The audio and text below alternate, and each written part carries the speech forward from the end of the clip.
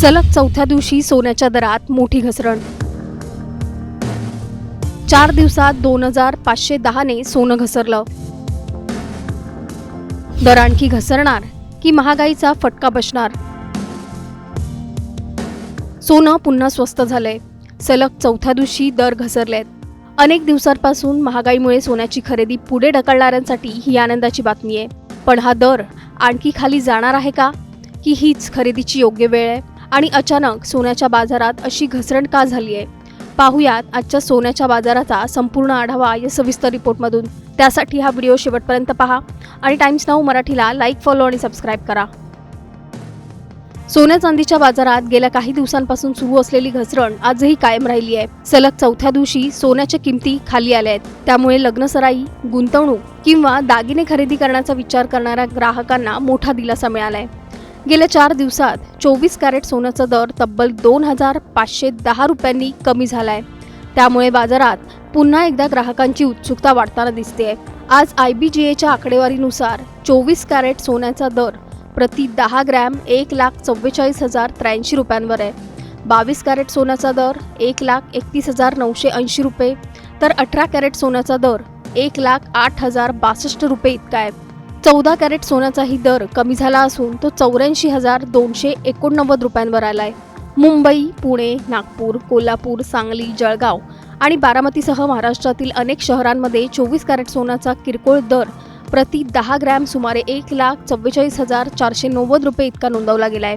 त्यामुळे गेल्या आठवड्याच्या तुलनेत ग्राहकांना कमी दरात सोनं खरेदी करण्याची संधी मिळते. प्रमुख ज्वेलर्सकडेही दरात घट दिसून आली आहे. जॉयअलिकसमध्ये 24 कॅरेट सोन्याचा दर प्रति ग्रॅम 14,449 रुपये. फक्त किरकोळ बाजारच नाही तर वायदा बाजारातही सोन्याची घसरण कायम आहे. मल्टी कमोडिटी एक्सचेंज म्हणजेच MCX वर ऑगस्ट महिन्याच्या सोन्याच्या वायदा करारात जवळपास 0.32% घसरण दिसून आली आहे. त्यामुळे मोठे गुंतवणूकदारही सध्या सावध भूमिका घेत असल्याचं चित्र आहे. मग प्रश्न असा आहे की सोनं अचानक स्वस्त का होतंय? यामागे अनेक जागतिक कारणं आहेत. पश्चिम आशियात पुन्हा एकदा तणाव वाढलाय. अमेरिका आणि इराणमधील संघर्षामुळे कच्च्या तेलाच्या किमती वाढल्या आहेत. ब्रेंट क्रूडचा दर $76 पुढे गेलाय. तेल महाग झाल्यामुळे महागाई वाढण्याची शक्यता व्यक्त केली जाते. याच पार्श्वभूमीवर अमेरिकेची मध्यवर्ती बँक म्हणजेच फेडरल रिझर्व्ह व्याजदर वाढवू शकते अशी शक्यता आता अधिक बळकट झाली आहे. व्याजदर वाढले की डॉलर मजबूत होतो आणि अशा वेळी गुंतवणूकदार सोन्याऐवजी इतर पर्यायांकडे वळतात. त्यामुळे सोन्याच्या किमतींवर दबाव येतो आणि दर खाली येतात. याशिवाय डॉलर इंडेक्स मजबूत झाल्याने आंतरराष्ट्रीय बाजारातही सोन्याची मागणी काहीशी कमी झाली आहे. त्यामुळे त्याचा थेट परिणाम भारतीय बाजारावरही दिसतोय. आता गुंतवणूकदारांचं लक्ष फेडरल ओपन मार्केट कमिटीच्या बैठकीच्या अहवालाकडे लागलंय. त्या अहवालानंतर सोन्याच्या दराची पुढील दिशा निश्चित होऊ शकते. बाजारातील तज्ज्ञांच्या मते सध्या दर कमी झाले असले तरी पुढील काही दिवसात जागतिक परिस्थितीनुसार मोठे चढ-उतार पाहायला मिळू शकतात. त्यामुळे ज्यांना दीर्घकालीन गुंतवणूक करायची आहे त्यांनी बाजारातील हालचालींवर लक्ष ठेवून निर्णय घेणं अधिक योग्य ठरेल. तर सलग 4 दिवसांच्या घसरणीनंतर सोन्याचे दर आणखी कमी होणार का? की इथूनच पुन्हा सोनं महाग होण्यास सुरुवात होणार? खरेदीसाठी हीच योग्य वेळ आहे का? की अजून काही दिवस वाट पाहणं फायदेशीर ठरेल? याच प्रश्नांची उत्तरं आता जागतिक घडामोडी आणि अमेरिकेच्या फेडरल रिझर्व्हच्या पुढील निर्णयातून मिळणार आहेत. Bureau report, times now Marathi. सलग चौथ्या दिवशी सोन्याच्या दरात मोठी घसरण. 4 दिवसात 2510 ने सोनं घसरलं. दर आणखी घसरणार की महागाईचा फटका बसणार? सोनं पुन्हा स्वस्त झालंय. सलग चौथ्या दिवशी दर घसरलेत. अनेक दिवसांपासून महागाईमुळे सोन्याची खरेदी पुढे ढकलणाऱ्यांसाठी ही आनंदाची बातमी आहे. पण हा दर आणखी खाली जाणार आहे का?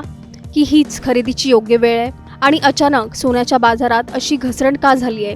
पाहुयात आजच्या सोन्याच्या बाजाराचा संपूर्ण आढावा या सविस्तर रिपोर्टमधून. त्यासाठी हा व्हिडिओ शेवटपर्यंत पहा आणि टाइम्स नाऊ मराठीला लाईक, फॉलो आणि सबस्क्राईब करा. सोन्या चांदीच्या बाजारात गेल्या काही दिवसांपासून सुरू असलेली घसरण आजही कायम राहिली आहे. सलग चौथ्या दिवशी सोन्याच्या किमती खाली आल्या आहेत. त्यामुळे लग्नसराई, गुंतवणूक किंवा दागिने खरेदी करण्याचा विचार करणाऱ्या ग्राहकांना मोठा दिलासा मिळालाय. गेल्या 4 दिवसात 24 कॅरेट सोन्याचा दर तब्बल 2510 रुपयांनी कमी झालाय. त्यामुळे बाजारात पुन्हा एकदा ग्राहकांची उत्सुकता वाढताना दिसते. आज IBGAच्या आकडेवारीनुसार 24 कॅरेट सोन्याचा दर प्रति 10 ग्रॅम 1,44,083 रुपयांवर आहे. 22 कॅरेट सोन्याचा दर 1,31,980 रुपये, तर 18 कॅरेट सोन्याचा दर 1,08,062 रुपये इतका आहे. 14 कॅरेट सोन्याचाही दर कमी झाला असून तो 84,289 रुपयांवर आलाय. मुंबई, पुणे, नागपूर, कोल्हापूर, सांगली, जळगाव आणि बारामतीसह महाराष्ट्रातील अनेक शहरांमध्ये 24 कॅरेट सोन्याचा किरकोळ दर प्रति 10 ग्रॅम सुमारे 1,44,490 रुपये इतका नोंदवला गेलाय. त्यामुळे गेल्या आठवड्याच्या तुलनेत ग्राहकांना कमी दरात सोनं खरेदी करण्याची संधी मिळते. प्रमुख ज्वेलर्सकडे ही दरात घट दिसून आली आहे. जॉयअलिकसमध्ये 24 कॅरेट सोन्याचा दर प्रति ग्रॅम 14,449 रुपये. फक्त किरकोळ बाजारच नाही तर वायदा बाजारातही सोन्याची घसरण कायम आहे. मल्टी कमोडिटी एक्सचेंज म्हणजेच MCX वर ऑगस्ट महिन्याच्या सोन्याच्या वायदा करारात जवळपास 0.32% घसरण दिसून आली आहे. त्यामुळे मोठे गुंतवणूकदारही सध्या सावध भूमिका घेत असल्याचं चित्र आहे. मग प्रश्न असा आहे की सोनं अचानक स्वस्त का होतंय? यामागे अनेक जागतिक कारणं आहेत. पश्चिम आशियात पुन्हा एकदा तणाव वाढलाय. अमेरिका आणि इराणमधील संघर्षामुळे कच्च्या तेलाच्या किमती वाढल्या आहेत. ब्रेंट क्रूडचा दर $76 पुढे गेलाय. तेल महाग झाल्यामुळे महागाई वाढण्याची शक्यता व्यक्त केली जाते. याच पार्श्वभूमीवर अमेरिकेची मध्यवर्ती बँक म्हणजेच फेडरल रिझर्व्ह व्याजदर वाढवू शकते अशी शक्यता आता अधिक बळकट झाली आहे. व्याजदर वाढले की डॉलर मजबूत होतो आणि अशा वेळी गुंतवणूकदार सोन्याऐवजी इतर पर्यायांकडे वळतात. त्यामुळे सोन्याच्या किमतींवर दबाव येतो आणि दर खाली येतात. याशिवाय डॉलर इंडेक्स मजबूत झाल्याने आंतरराष्ट्रीय बाजारातही सोन्याची मागणी काहीशी कमी झाली आहे. त्यामुळे त्याचा थेट परिणाम भारतीय बाजारावरही दिसतोय. आता गुंतवणूकदारांचं लक्ष फेडरल ओपन मार्केट कमिटीच्या बैठकीच्या अहवालाकडे लागलंय. त्या अहवालानंतर सोन्याच्या दराची पुढील दिशा निश्चित होऊ शकते. बाजारातील तज्ज्ञांच्या मते सध्या दर कमी झाले असले तरी पुढील काही दिवसात जागतिक परिस्थितीनुसार मोठे चढउतार पाहायला मिळू शकतात. त्यामुळे ज्यांना दीर्घकालीन गुंतवणूक करायची आहे त्यांनी बाजारातील हालचालींवर लक्ष ठेवून निर्णय घेणं अधिक योग्य ठरेल. तर सलग 4 दिवसांच्या घसरणीनंतर सोन्याचे दर आणखी कमी होणार का, की इथूनच पुन्हा सोनं महाग होण्यास सुरुवात होणार? खरेदीसाठी हीच योग्य वेळ आहे का, की अजून काही दिवस वाट पाहणं फायदेशीर ठरेल? याच प्रश्नांची उत्तरं आता जागतिक घडामोडी आणि अमेरिकेच्या फेडरल रिझर्व्हच्या पुढील निर्णयातून मिळणार आहेत. Bureau report, times now Marathi.